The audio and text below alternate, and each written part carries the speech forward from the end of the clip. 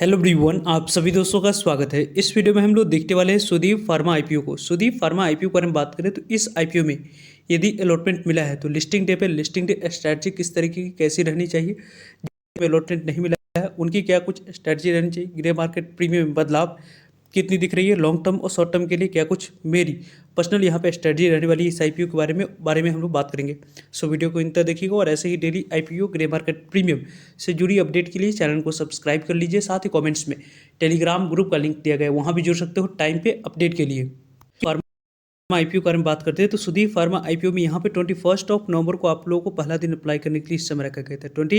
25 नवंबर इस आईपीओ की closing date रखी गई थी, यानी कि इस आईपीओ में 3 दिन आप लोगों को अप्लाई करने के लिए इस समय रखा गया था। जनरली सभी आईपीओ की तरह इस आईपीओ की बात करते हैं तो लगभग 593 रुपये, जिन्होंने 593 रुपये अपर प्राइस बिन पे अप्लाई किए हुए थे उन्हें ही इस आईपीओ में 25 इक्विटी ऑफ शेयर मिनिमम आपको अलॉटमेंट मिलते हुए दिखी। वैसे तो इस कंपनी की issue size medium issue size वाली आईपीओ हम लोग को दिखा, लगभग यहाँ पे 595 करोड़ की इस कंपनी की इशू साइज में 95 करोड़ फ्रेश इशू रही कंपनी के पास जाते हुए दिखा। और रेस्ट ऑफ 800 करोड़ की बात करें ऑफर फॉर सेल के माध्यम से प्रमोटर्स और एग्जिस्टिंग शेयर होल्डर्स कैटेगरी पास पैसे जाते हुए दिखी है। बुक बिल्डिंग आईपीओ है, बीएसई एनएसई दोनों जगह पर कंपनी की लिस्टिंग होने वाली है। टोटल इशू साइज की डिस्ट्रीब्यूशन किस तरह की उनके बारे में बात करें तो 50% शेयर क्यूआईबी के पास गई है, जिसमें एंकर इन्वेस्टर भी हम लोगों को आते हुए दिख जाते हैं। एनआई कैटेगरी की बात करते हैं जिसमें बिग एनआई और स्मॉल एनआई दोनों को मिलाकर 15% तक की शेयर एलोकेट किया गया टोटल इशू साइज की, और रिटेलर्स को लगभग टोटल इशू साइज की 35% शेयर एलोकेट किया गया। 52,63 इक्विटी से 2,11,298 रिटेलर्स को इस आईपीओ में अलॉटमेंट मिला है, यानी कि लगभग जो इस आईपीओ में यहाँ पे 30 लाख तक के आसपास जो यहाँ पे एप्लीकेशन आई हुई थी उस एप्लीकेशन में से 2,11,298 लोगों को इस आईपीओ में अलॉटमेंट मिलते हुए, जिसके इंपैक्ट किस तरीके से दिखेगी उसको आगे हम लोग डिस्कस। इस आईपीओ को यदि आप लोग लॉन्ग टर्म के लिए देख रहे हैं तो यहाँ पे देख सकते हैं कि 20 नवंबर आपको जो एंकर इन्वेस्टर को 45,27,823 इक्विटी से जो ऑफर किया गया था 268 करोड़ तक की वैल्यू की, उसकी जो 50% शेयर को सेल करने की अपॉर्चुनिटी है उनके बारे में बात करते हैं तो 26 दिसंबर निकल कर आती हुई दिख रही है। रेस्ट 50% शेयर को सेल करने की अपॉर्चुनिटी के बारे में बात करते हैं तो 24 फरवरी आप लोगों को निकल कर आती हुई दिख रही है।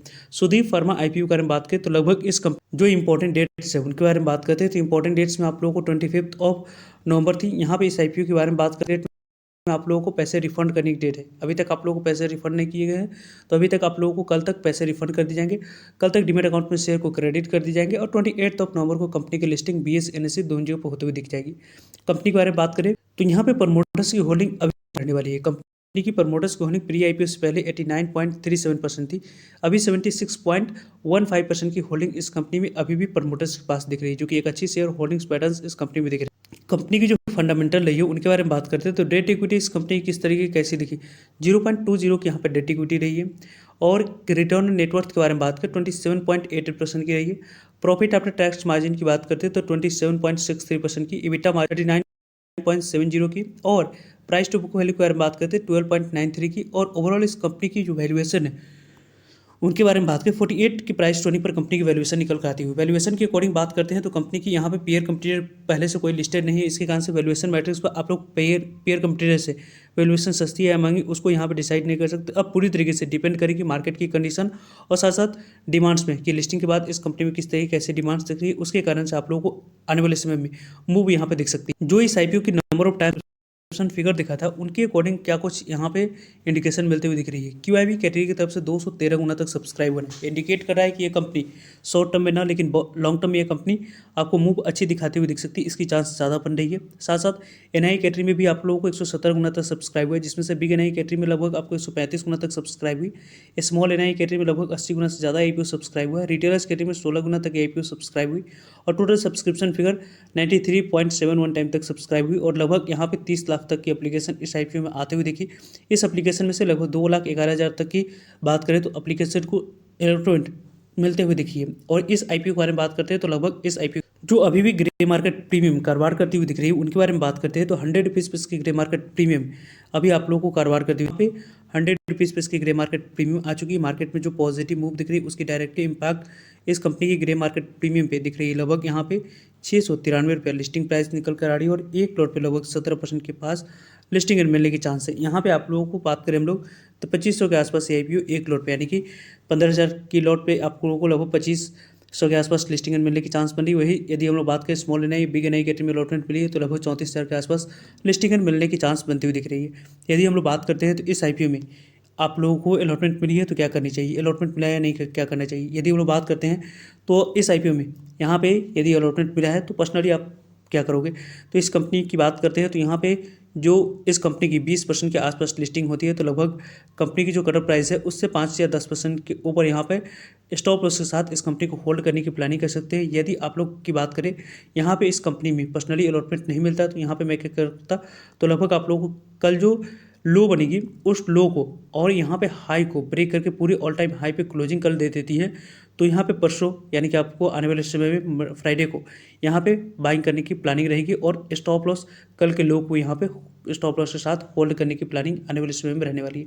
इस तरीके की स्ट्रेटजी आईपीओ की लिस्टिंग के बाद यहाँ पे मेरी रहने वाली है। वैसे इस आईपीओ के बारे में बात करते हैं तो लगभग इस कंपनी की जो ओवरऑल अलॉटमेंट मिला है वो वहाँ पे आप लोगों को कम रिटेलर्स को इस आईपीओ में अलॉटमेंट मिलती हुई दिखी है, जिसके कारण से जिन्होंने इस आईपीओ में अप्लाई किया था और जो बिजनेस मॉडल समझ के अप्लाई किए हुए थे उन्हें इस आईपीओ में अलॉटमेंट नहीं मिला है। तो लॉन्ग टर्म के लिए तो कंपनी अच्छी दिख रही है क्योंकि कंपनी की बिजनेस मॉडल काफ़ी अच्छी है। कंपनी यहाँ पे जो कि यदि हम लोग बात करते हैं तो ये कंपनी आपको पीयर कंपटीटर में ऐसी कंपनी कोई लिस्टेड नहीं जिसके कारण से इस कंपनी को बेनिफिट मोनोपोली बिजनेस होने के कारण से मिलेगी। साथ साथ इस कंपनी की लिस्टिंग की बात करते हैं तो 10 से 20% के आसपास लिस्टिंग मिलने की चांस बनी रही। यदि 20% से ऊपर लिस्टिंग दे देती है तो यहाँ पर आप लोग को काफ़ी अच्छी लिस्टिंग मानी जाएगी और सस्टेन करने के लिए इस कंपनी की आने वाले समय में यहाँ पे क्वार्टरली नंबर्स भी काफ़ी अच्छी रिपोर्ट करनी होगी तो जाकर आप लोगों को इस कंपनी की जो मोमेंटम है वो यहाँ पे सस्टेन कर पाएगी।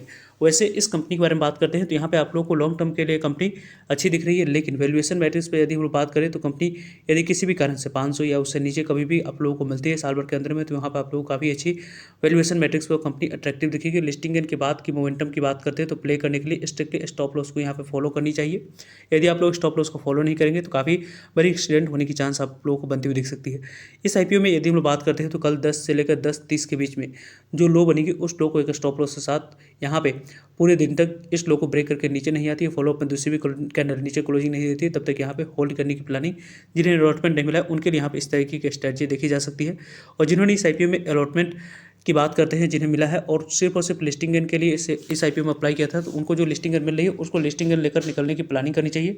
यदि इस कंपनी के बारे में बात करते हैं तो इस कंपनी के बारे में टाइम पे आप लोगों को सभी अपडेट मिलते रहेंगे। फर्दर इस कंपनी के बारे में बात करते हैं तो यहाँ पे मॉर्निंग में किसी भी तरीके कोई भी ग्रे मार्केट प्रीमियम बदलाव आती है उसके बारे में आप लोगों को अपडेट मिल जाएगी। वैसे इस कंपनी के बारे में आप लोगों की क्या ओपिनियन, किस तरीके से कैसे प्लान करें कमेंट्स कर आप लोग बता सकते हो। फर्दर जो भी डाउट करिए कमेंट्स कर आप लोग पूछ सकते हो। मिलते हैं एक नई इन्फॉर्मेटिव वीडियो में, तब तक के लिए जय हिंद जय भारत। और वैसे इस कंपनी में आप लोगों ने किस तरीके से कितने डीमेट अकाउंट से और किस कैटेगरी में अप्लाई किया था उसके बारे में आप कमेंट्स करके बता सकते हैं ताकि आने वाले समय में एक ओवर मिल पाएगा। आने वाले समय में कई सारे स्ट्रेटजी जो प्लान करने वाले हो उसके रिगार्डिंग स्टडी करने में। मिलते हैं एक नई इन्फॉर्मेटिव वीडियो में, तब तक के लिए जय हिंद जय भारत।